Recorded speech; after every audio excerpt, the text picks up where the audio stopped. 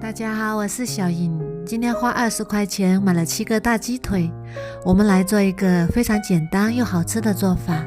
首先把鸡腿清洗干净，放入锅里，再加入1杯纯牛奶200毫升左右，再加入适量的黑胡椒粉，再加1小勺盐，然后加入1杯清水。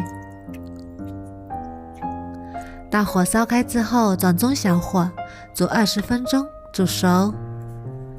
再来准备半碗炸鸡粉，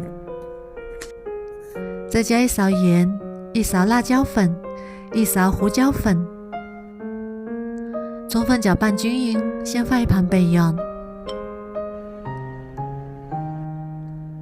再准备1个小碗，打入2个鸡蛋，然后用筷子把鸡蛋搅散，放一旁备用。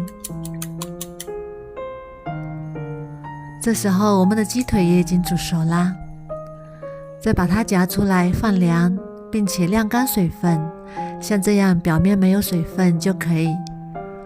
然后裹上1层鸡蛋液，让整个鸡腿都均匀地裹上鸡蛋液，再裹上1层炸鸡粉，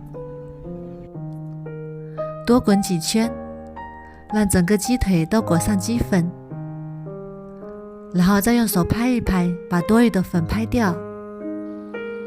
锅中油温烧至6成热，放下筷子能迅速起泡泡，然后一个一个放入鸡腿，中小火慢慢炸。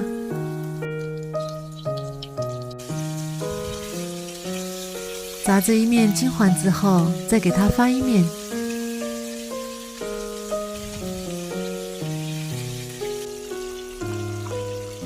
炸至2面金黄，像这样就可以啦。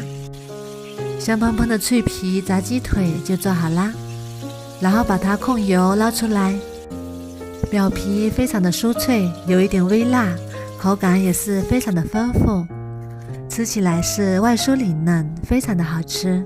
个人感觉比肯德卖的炸鸡还要好吃，做法也是非常的简单，自己在家做经济又实惠。如果你喜欢也试试吧，喜欢我的视频就关注我吧，谢谢您的支持。